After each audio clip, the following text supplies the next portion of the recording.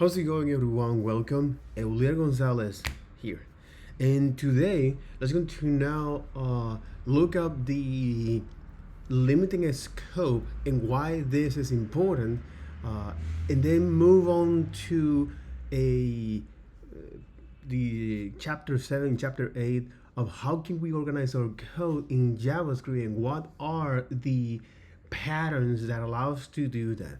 So just to make a quick recap of how do we get here, in order to understand why do we even care about block scope and organizing this kind of stuff, we need to start to work and think and understand how to work with variables and values and how those variables behave in a particular context, aka a scope. Why this is important? Because when you are going to write your programs, right? In your programs, when you want to now do something specific in a particular scope, all right, in a particular context. So, because in this context, for example, you want to now define some set of instruction, an algorithm, and put a name to that, like a function name, right? And since functions are values in JavaScript, and these values can be held inside of a variables, so it is important for us to understand how these variables work and behave in different contexts. Why is this? Because when you define a function, a set of instruction in this context, and then you assign that to a function or a variable, right? Because variables are because functions are values in JavaScript, so you can hold that inside of a variables, and the scope of these variables is going to be determined at compile time, aka before the code is executed. How do I know that? Well, because when you look at the observable behavior of JavaScript, right? When you have is the that JavaScript, when it comes to analyze early errors, syntax errors, and hosting, all right, which is a way of how now JavaScript deal with variables, syntax, for example, var and function, and put at the top of that scope, all right? All of the three things that I mentioned happens is before the code is executed, right? And why is that? Because it's throw you now an error. So, and because now variables, and this is determined, all right? So the relationship between is the block and the functions and variables are determined is before the code is executed, and because you can now hold values, as I mentioned before, functions as values, and inside of that define is variables or set of instructions to it. We can now is by using these variables that hold these functions as a tokens, execute these functions in any place of the program, right? And I do think that's quite compelling, and it is the discussion and understanding of, well, how now JavaScript actually parse code, how it behave when it comes to analyze is scope and closures. So this is, well, because JavaScript doesn't work the way how we think it is, particularly is this this scripting language, right? One after the another, and it's because the observable behavior that we can look, well, it behaves more like a compile language. In a classical compiler theory, you have now three phases. The first is when all of these tokens now are converted into meaningful language-specific tokens, or for a more human approach, is when you are reading, for example, English or Spanish, you're trying to transform each one of those tokens, symbols, into words in the language, right? So the next phase is the parsing, where once you have all of these different works and it is relationship among them, then it's going to now create this abstract syntax tree, and usually the last phase is generate the code, right? So this code that is usually in a binary portable format that that you can now run in a particular platform, right? So you can distribute this code in a particular platform.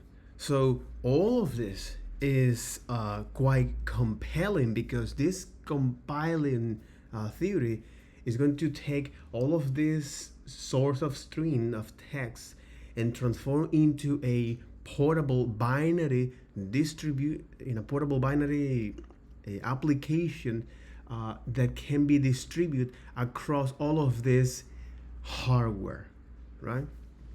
That use is on top of that is the OS, right? So this huge overview is just to, when you look now at JavaScript, how this behave. Well, as I mentioned before, so the way how JavaScript analyze syntax and perform some early errors, or analyze is hosting, all right? So it is that certain declarations like var and functions are put at the top of the block scope, and assign is a value to it. Undefined for vars, the function value for functions declarations. This is true for declaration, not for expressions. So we look at particular analogy here with marbles and buckets and some of that kind of stuff as a way to understand is, or as a way to illustrate is the phases that happens, right?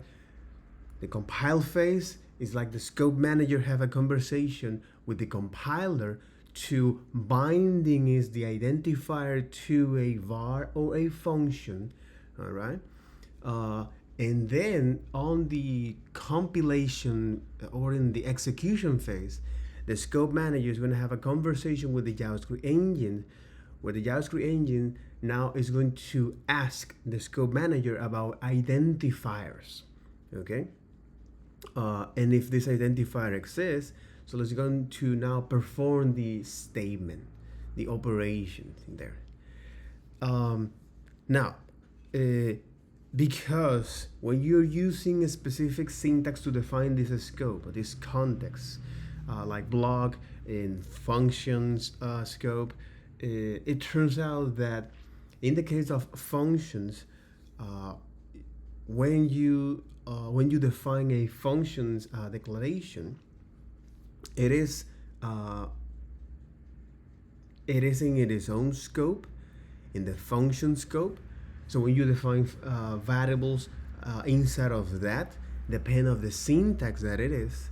So vars are function block scope, but if you define now let and const, that also is now function scope, but also block scope.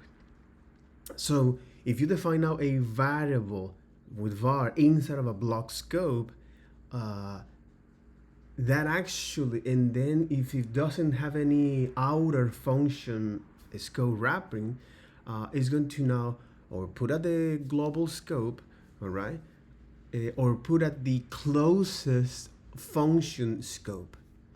So this assignment to where to put those identifiers, your name of the variables, right, is something that happens at before when the code is executed. This is something that tells the Emacs scripts. You can take a look at that.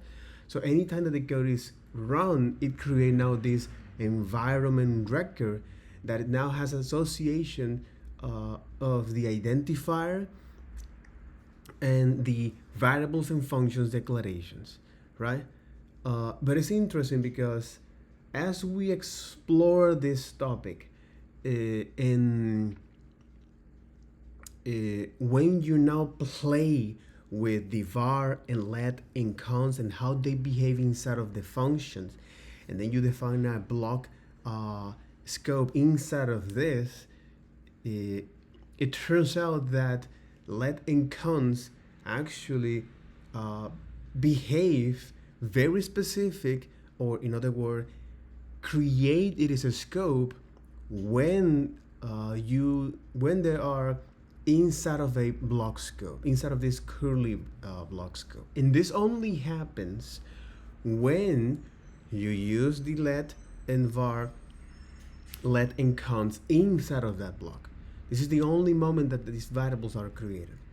And another thing is that we also look at the not only functions allowed to create a function scope, arrow functions as well allows to do that, and there's some other imply scopes that are very that might be quite weird. For example, parameters, it creates in its own scope, and the way how now these identifiers are resolved across different scope, aka, for example, if you ask yourself, hey, how these names, how these identifiers are resolved in different scopes, if they have the same name, what happened to this scope that are in different nesting scope? Well, it turns out that this is known as shadowing, all right? And what you're doing is that you can access lexically to previous identifiers with the same name, right? You can create a copy of that by assigning is now or by creating as an object and holding a new reference to that and assign to. But the thing here is that you can access lexically to it. So in speaking of functions, in speaking of functions declarations, function expressions, which is when you assign a variable to you assign a function as a value to a variable, right? And also is the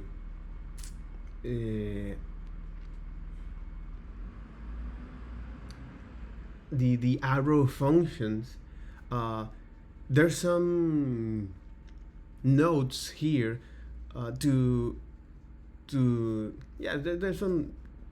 there's some relevant notes here to mention. So for example, it's quite useful for us to, when you're defining your function expression, use always a name descriptor. Why is that? Because you can access lexically to that function, and also the descriptor act as a self-explanatory code. So what this function actually is doing. So, and speaking now of other scope, so for example, like the global scope. So this differing scope or context act as a place where we can cooperate across different part of our programs, right? So this is scope in the case of functions and blocks, right? Functions and blocks. This allows to define is set of instructions or statements here, sequence of steps, right? In this one of them. In the case of functions, we can carry over this and then execute that in any different part of a program. That's mind-blowing if you really think about it. And the other is a block, all right? So this block is going to be executed is in a specific part of your programs, because blocks are not values and functions are. So that's the powerful nature of this functional programming, or in other words, is to carry out this set of instruction with us as a token, right? Similar like the I don't know if you're quite familiar with Bulma in Dragon Ball, when he have a lot of this pill, so she throw a pill to the ground, when that hit, it convert into a starship or into a house or into a swimming pool. So what the so this is kind of the thing that these functions allow us, right? So we can now run this particular functionality when we need it in our code.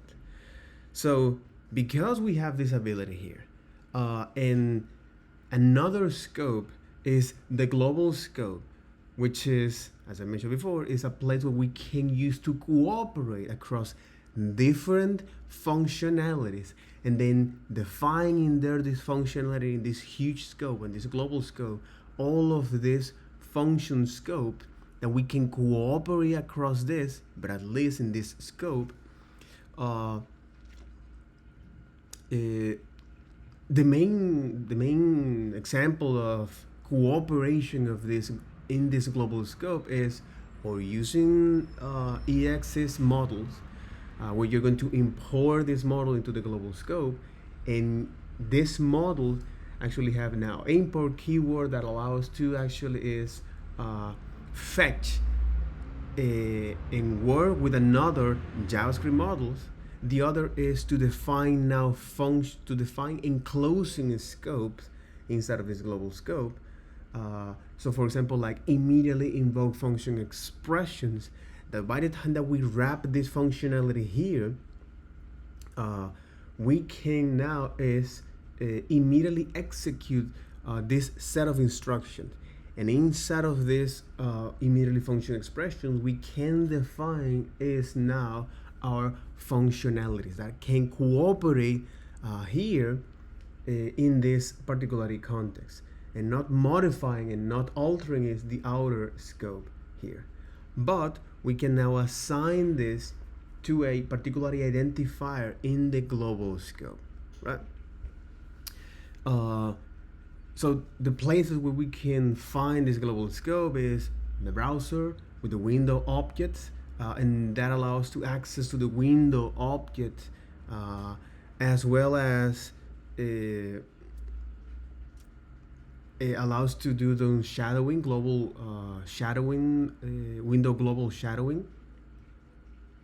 In another environments where we can find is a global scope is the service worker with expose now itself. And when you define its var and functions, the statements here, well, is going to be attached to the global scope, whether it's on the browser or on the server, the service worker, okay, as a window or the self property, right? But this is not true for let and const, all right? And then another environment is the dev tools as well, but this is not a true spec compliant JavaScript. So you might find unexpected behavior, especially when you use a strict mode and stuff like that. And the other is the node environment, so the server side environment. So this is anytime that you call node to run this environment that contains now JavaScript, right, as well as the node bindings that will allow us to communicate with the underlying OS directive. So for example, is we can communicate with the file system, with the network services, all right? So we can now is read and write files here in a sequence, or we can do that in parallel as well, or in parallel is by waiting for those files to be loaded or to be written by using is the event loop, all right? uh, and the other is the how do you put it? And the other is the network services, right?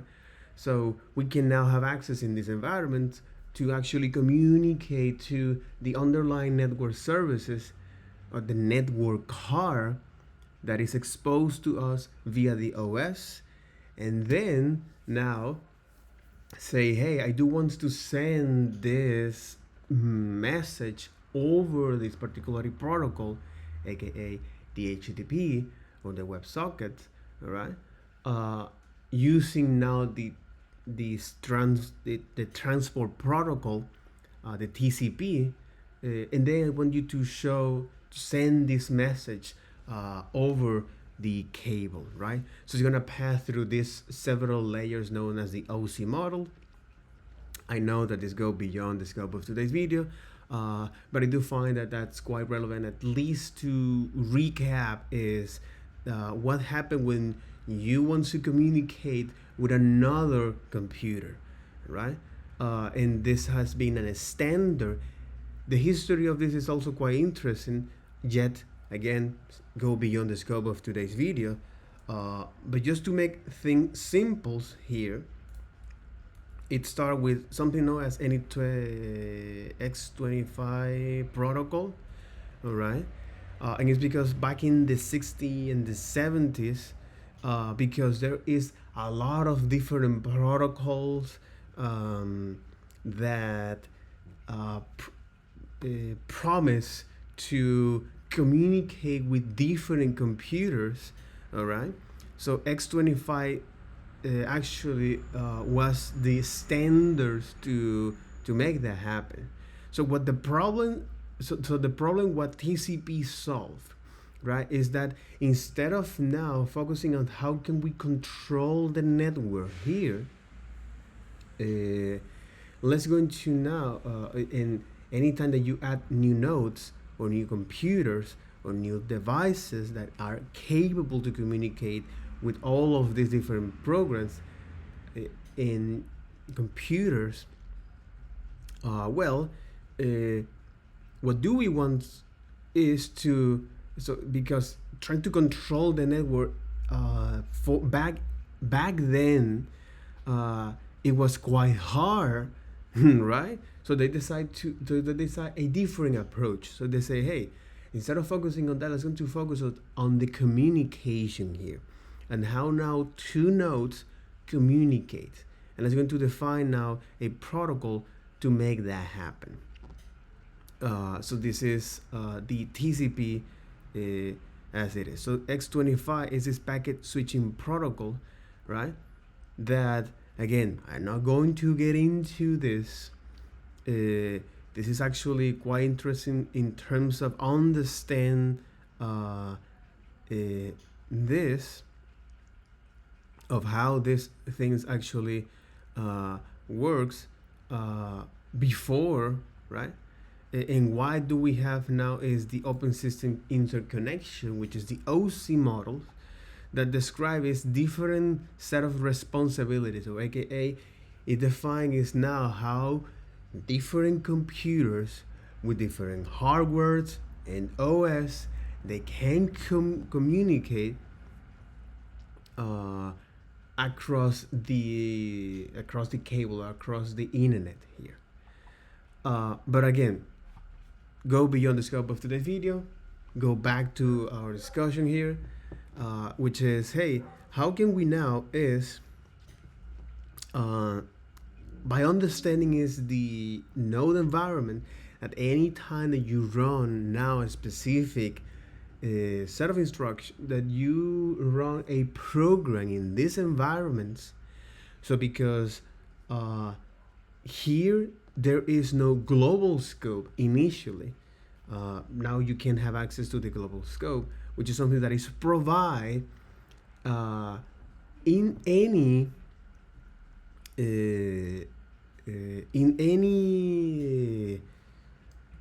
this is something that is provided in any so this global scope is provided in any models that you load or any JavaScript file that you load here. And because this JavaScript file that you load here in these environments, it can be either a CommonJS, which is a type of models, or an ES6 model, right? So each one of them now expose is this global objects that if you define now functions, if you define now var and functions at the top of your model, so you're going to be attached that to the global objects. But this is not true for let and const. You might wonder, and I wonder, why do we even care about that, you know? Why do we even care about that? Because that's exactly what it's doing here. So this model is like you have now an enclosing scope that is injecting all of this. This is actually an illustrative, not actual. That is kind of illustrated, that is kind of injecting is all of this properties in the CommonJS model, all right? And the other is exactly, so no automatically provides global, which is ironically called global. And global is a reference to the real global scope object, somewhat like window in a browser JavaScript environment.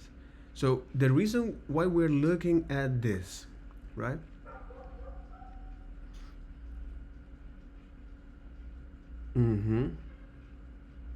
So the reason why we are looking at this, and also is the other place, right, where we can now is define is codes as an ES6 model here. So ES6 model also allows to define now global objects. But in this case, you don't have access to any global objects, for example, window or global or self. You just access via it is identifier name. So why am I mentioning this? Well, because it turns out that when we analyze now is how these variables behave in different scopes, all right? Variables and functions declarations. When you define that, it has a behavior called hosting, right? As I mentioned before. So this hosting now happen is when you have a function scope, or if they are in the global scope, right? And if you, for example, now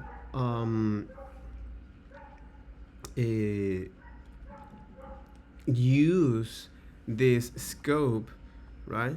Or if you want to now is redeclare identifiers in the same scope, right? Traditionally, var and functions allows you to override that behavior. So the thing here is the TC39 group actually, well, show us that doing that is problematic in a program. Why is that? Because that's why we have let and const here. So they say, hey, renaming these identifiers down the street in our programs is something that can lead to bugs and is hard to spot on. So by creating a let that say, okay, by creating a let and const, where now const say, hey, it is great to, if you need this identifier to not being redeclared or reassigned later down the road, yes, this is, let's going to use const. But if you need for somehow is reassign this, have this reassign this identifier. Yes, reassign this identifier with any different variables. down the street or down the road, in your programs, let's gonna use let. But the question is that because now this syntax form or this variables declarations, var and function, they hoist. So it doesn't make too much sense to hoist const initially with undefined value and then assign the value to that. So that's not a constant works. So it makes a lot of sense that they actually behave that way, but not with let. But it turns out that they follow is the logic of let. They follow the logic of const and then with let, and then go with it, right? So this is the main source of confusion, is when you are using is this particular syntax form, which is a function declarations or a variable declaration, all right, that they behave in this particular way. But if you have now let and const, so they don't behave quite the intuition as functions and var. In fact, when you define now let and const in a particular block, and then you somehow try to access that reference, that identifier before the declarations, so it throws you now a reference error. This is known as the TDC, or temporal depth sum. This is something that happens to all of these functions declarations, functions, var, and let and const. But in the case of let and const, is observable, these behaviors. So to avoid that, so always put your declarations at the top of the block scope to prevent that. But again, I mentioned is just to understand that when you use a var and functions in your applications, they're gonna behave slightly different depending on the context, similar with the let and const, and they have specific behaviors that unfortunately they are not consistent, but we can now know the reason behind this. And I do find quite revealing, quite mind-bending to say, all right, makes a lot of sense. So now we look at a high-level overview of not only that working with variables and scope is quite important and how they relate each other, but as you create your applications, it needs to provide features to real users, right? It is important to know is some of these decisions that happen at this high level, at a high level, decisions and patterns that happen at a high level, decisions and patterns that they were decided before us. Okay, so people before me actually now have those challenge, and they say, hey, you know what? Let's go to go with this. So this is the patterns that we come up here when it comes to now write our programs in a secure way. So the problem that they have is when you have a program, all right, what happens if your programs, for somehow in the global scope or in any scope, you find yourself in the need to define is all of these different identifiers that somehow, well, you need to have the same, it happens to have the same name. So what happened in those cases? How can you deal with that? And it turns out that because it is inevitably that at some point that will happen, right? If you have a global scope and you have identifiers as a name, as a variables, right? With that has the same name, so there's some collision here. So name collisions is a particular issue. The other issue is that if you don't specify is if you expose private methods to this global scope or to your outer world as a function, that you might now and if that for example, if you're accepting in a function, if you are now accepting is an input of an array, an input number of an array, to make some computation, and then somebody give it to you is an array of booleans or an array of strings, so you might have an unexpected behaviors. This is true for JavaScript, but this is not true for TypeScript, which is the reason why I'm going to go with that in next videos. But in any case, so this is JavaScript. And the other issue is that the more you expose to the outer world, and especially whether this is a public method or a private method, the more unintended dependency you are exposing as well. So because the problem here is the overall functionality of the overall system uptime, all right? So the more of these components are exchanging and cooperate with the bare minimum connections, the more robust it overall for the systems when one of these models are compromised.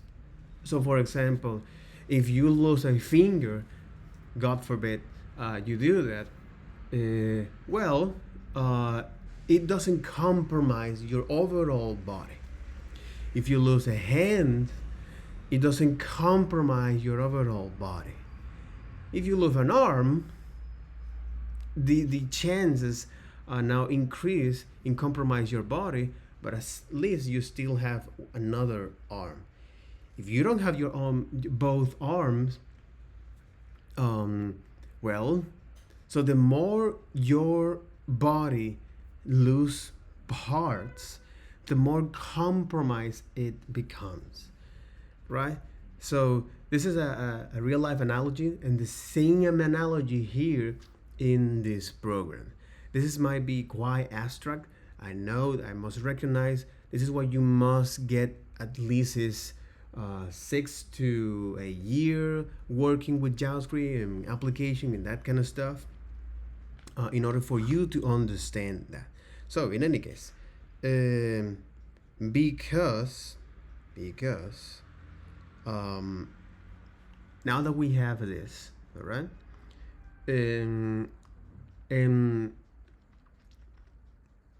we look at how can we solve those kind of decision when it comes to define the programs. How can we understand this decision that we need to make at a high level and apply to our programs? Okay, so in here we look at the utility of using immediately function expressions to avoid names collisions, right? And some gotchas with immediately invoked function expression. It's like, hey, if you need to somehow return or use a continue or break inside of your IIFE, so it is preferred to use now a block for that.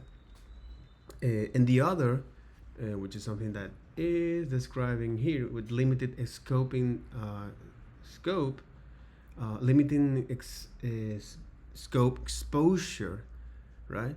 And the other is, well, using now block scope to narrow down the scope. So why this is important and when can we use it, right? Because if you're using var on let, remember var are functions or global scope, whereas the lets are block or functions or block scope. So it's gonna depend when you need to use that, But if you find yourself in a particular if statement using only in that particular variable, so that is a good candidate for you to have that, to use now let. And another is, for example, the for, and why we even care to use let instead of a for rather than a var.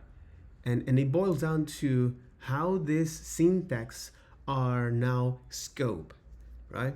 So var are functions or global scope, right?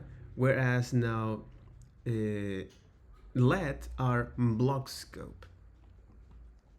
So another way to solve this is by creating now is an immediately invoke function expressions, and anytime that you call that, you're going to pass now is the proper reference to, because anytime that you are executing the for, you are calling this function and passing a reference, a proper reference to that.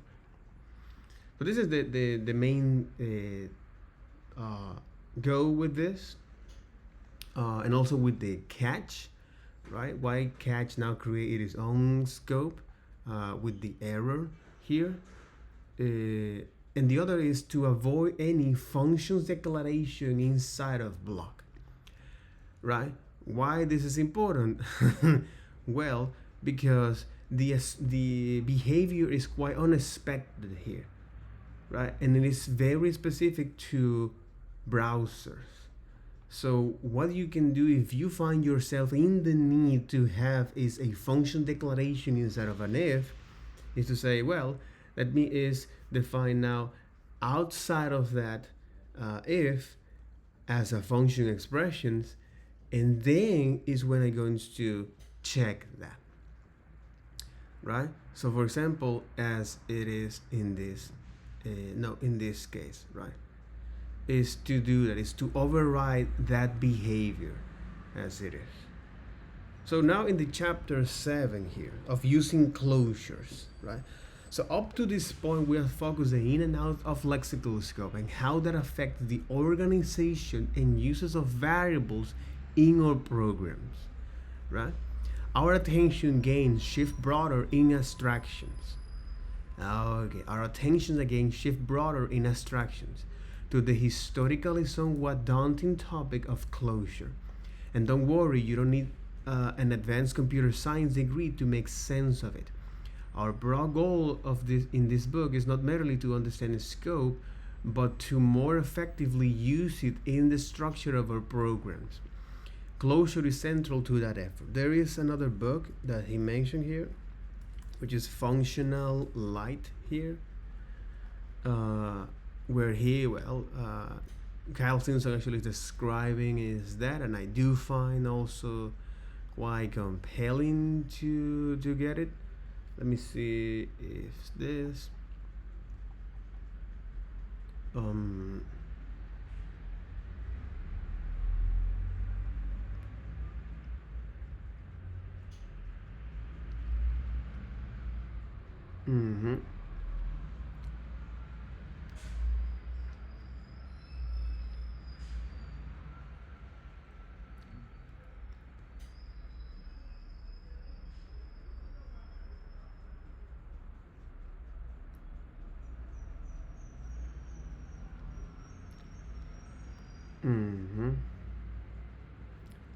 let me actually see is this is the forward.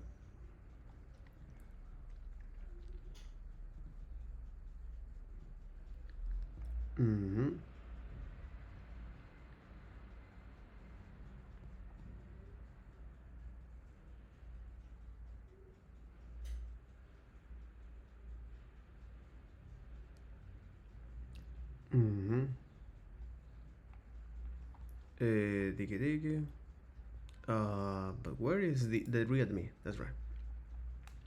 So this book is a balance. How old is this? 5 years ago. This book is a balanced, practical look of functional programming in JavaScript. The first edition is now complete here online for free. In Functional Light JavaScript, explore the core principle of functional programming as they're applied to JavaScript. But what makes this book different is that we approach these principles without drawing in all the heavy terminology. We look at the subset of the FP foundational concept that I call functional light programming, and I apply to JavaScript. Despite the word light in the title, I do not consider or recommend this book as a beginner, easy, or intro book on the topic. This book is rigorous and full of gritty details.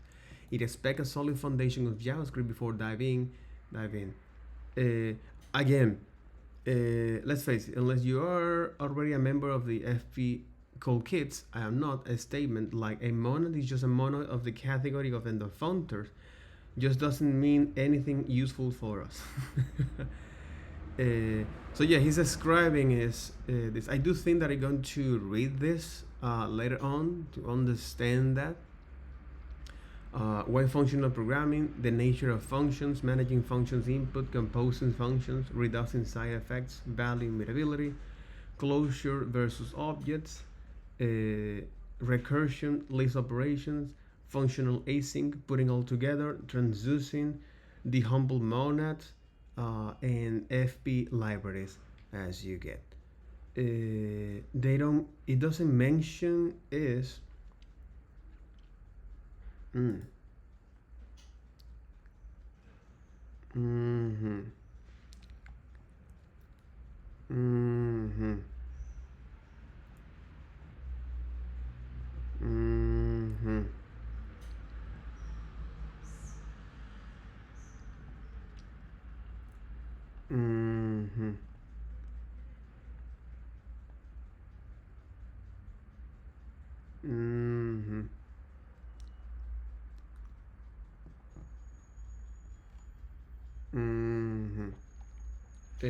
functional light. This is from Frontend Master.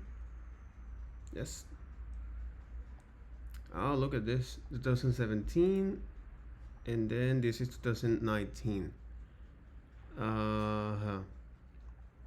Yeah, this is a course that I already took. Here, well, as recursion, list operations, transduction. I didn't understand too much transduction, data structure operations. So for this data structure operations to me was like, why am I bending? And then you get it. Okay, but again, this is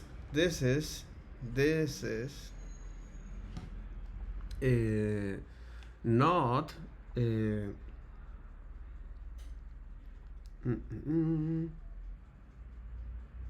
okay.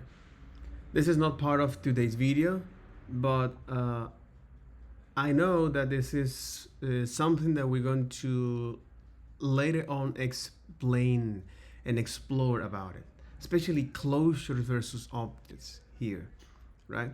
And how can we now use closures in a way that, well, it makes sense for us, you know? How can we now create some closures like this? In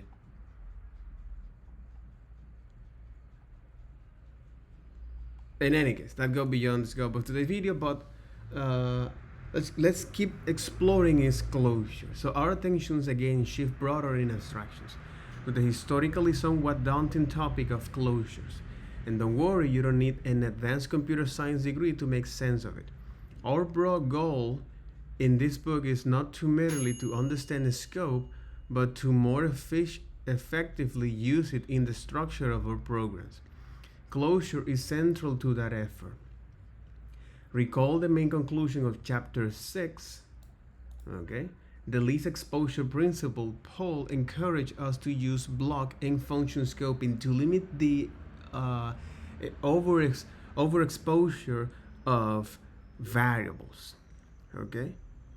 This helps keep code understandable and maintainable, and helps avoid many scoping pitfalls and name collisions, unintended dependencies, and unexpected behaviors. So closure built on this approach. For variables we need to use over time. This is the main thing here. For variables we need to use over time, instead of placing them in a larger outer scope, we can encapsulate more narrowly scope, but then still preserve access from the inside functions from broader use.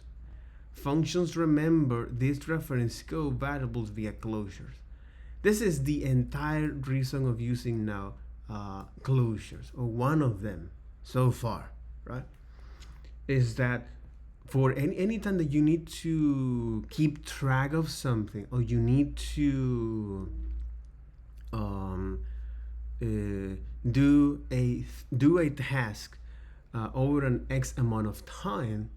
So when you need to use a variable over time, and this variable, remember, it can hold now functions here. So anytime that your variables that hold some instructions that you need to run that over time, okay, so you can preserve this reference inside of a function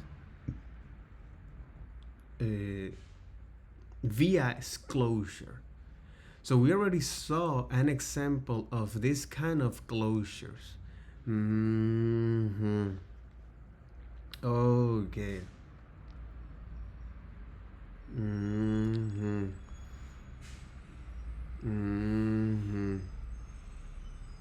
We already saw an example of this kind of closure in previous chapter. So for example, factorial in chapter 6. And you have almost certainly already used it in your own programs.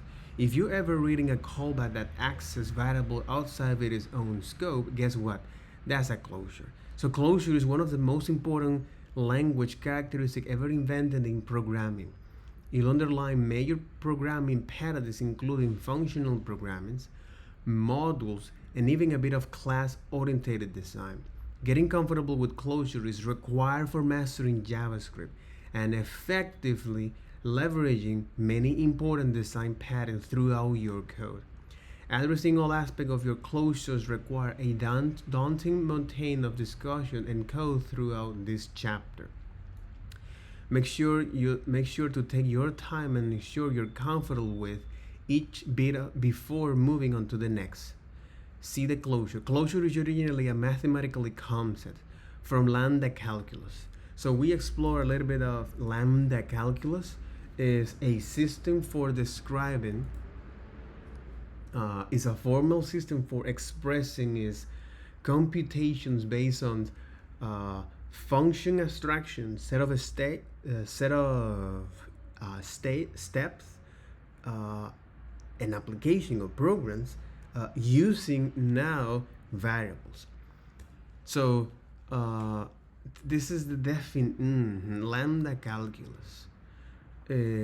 This lambda calculus, right, leads us to is the Half-Life game. The lambda, 11 letter of Greek alphabet. The term lambda or lambda calculus and Half-Life are unrelated concepts, according to you. So the word lambda, what actually means?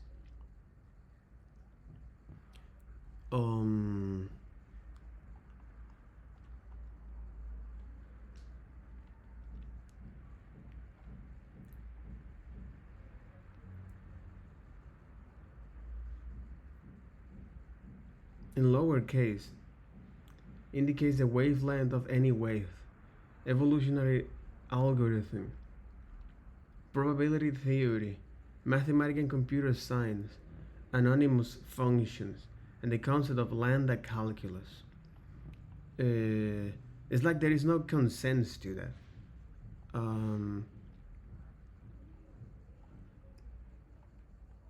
When there is uppercase, it means the order logic.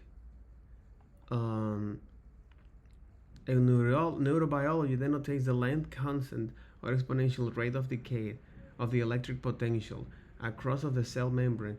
Anyway, it's like there is no. They use for gay activism. So gay activism using that. All right.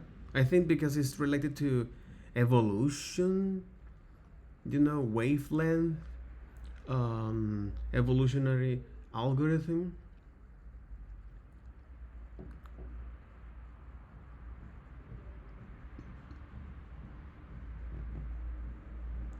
Okay. But in any case, Half-Life is this, right? This is a particular game that explore now. This was in 1998. Holy moly! A very interesting game that explore now is some of those concepts, right? Uh, yeah, some of those concepts, like so.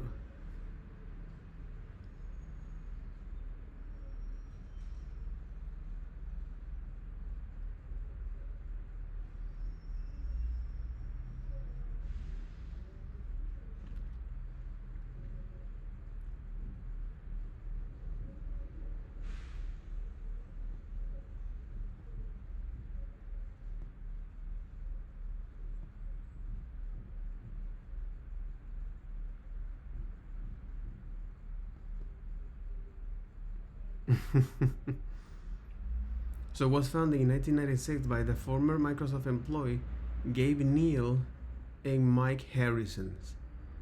Oh, crap. For the first product, Valve settled on a concept for a horror first-person shooter.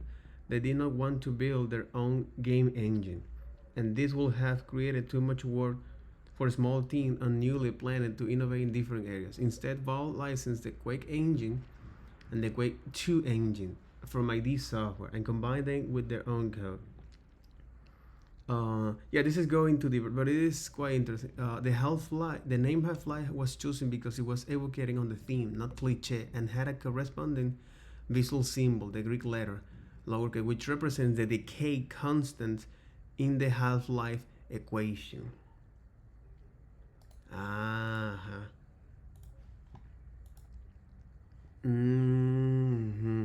Is the time required for a quantity or substance to reduce to half its initial value. The term is commonly used in nuclear physics to describe how quickly unstable atoms undergo radioactive decay or how long stable atoms survive. The term is also used more generally to characterize any type of exponential or non-exponential decay. Example, the medical science refers to biological half-life of drug and other chemical in the human body. The converse of half-life is doubling time, an exponential property which increased by a factor of 2 rather than reducing by that factor. The original term half-life period dating to Ernest Rutherford. Oh, here we go. Discovering of the principle in 1907 was shortened to half-life in early 1950. Rutherford applied the principle of radioactive elements half-life in study of age determination of rock by measuring decay of radium to lead-206, plomo 266 o carbono, which is another one, radiación de carbono here. An exponential decay here.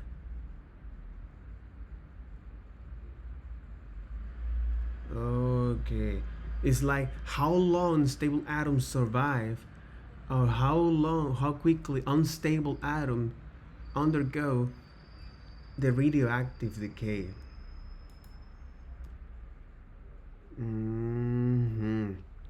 That was a quite interesting segue. According to the designer Brett Johnson, the level design was inspired by environments in the manga series Akira.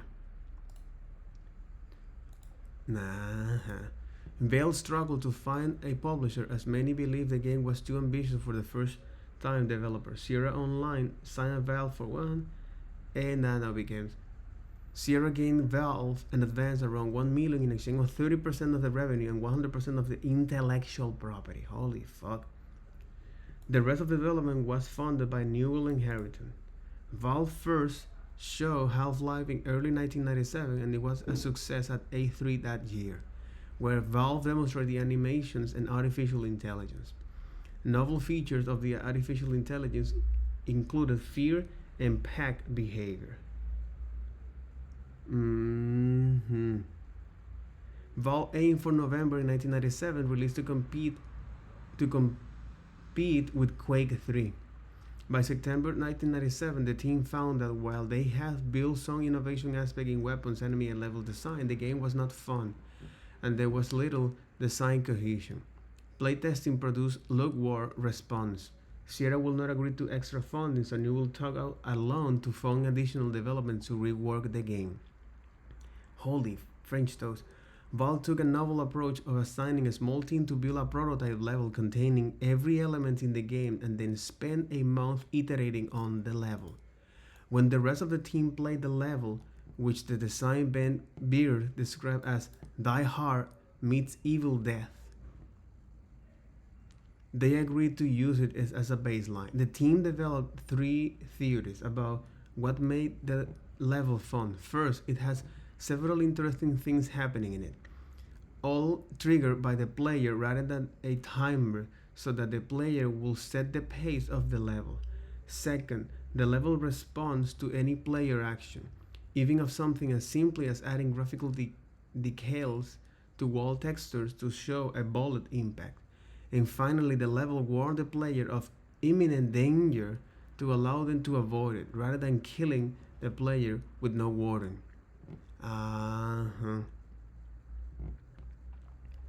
To move forward with this unified design, Valve saw a game designer found but no one suitable. Instead, Valve created Cabal, initially a group of 6 individuals from across the department that worked primarily in 6 months straight in 6 hours meeting 4 days a week.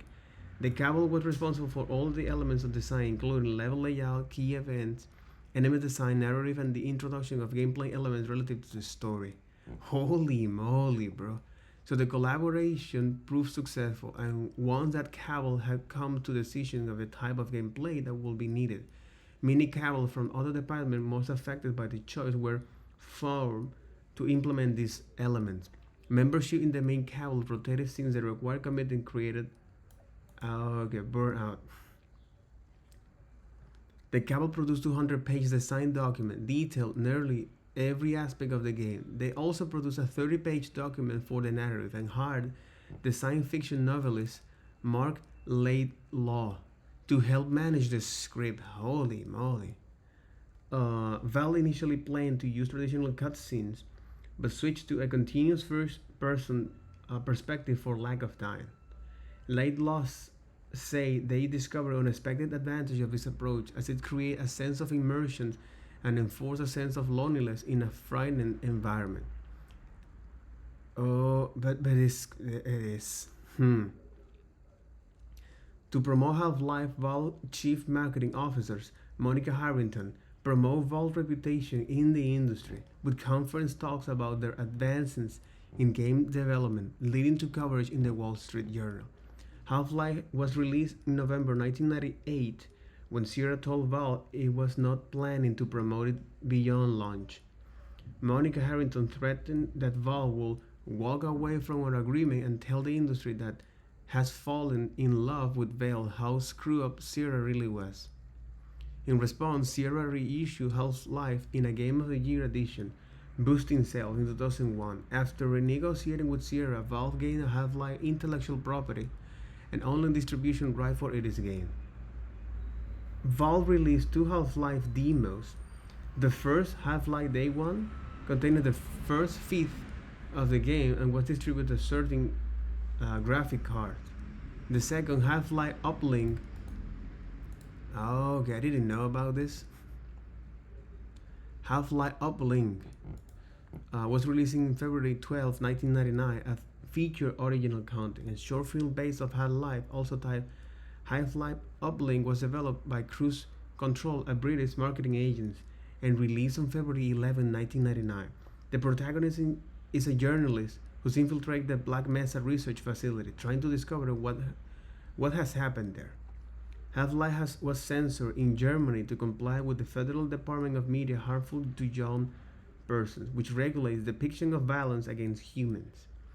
Valve replaced the human character with robots, spilling oil and gears instead of blood and body parts when killed, among other changes. In 2017, Half-Life was removed from the German censure list. To acknowledge this, Valve released Half-Life Uncensored, a free downloadable pack that reversed the censorship. Valve canceled a version of Half-Life for macOS developed by Logicware in 2000s. You will say that port was substandard and would have made Mac players second-class customers.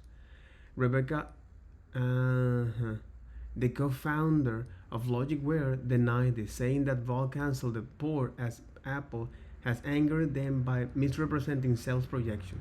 She said the port was completed in 3 weeks from release. Okay, and remake and mods. All right. Okay.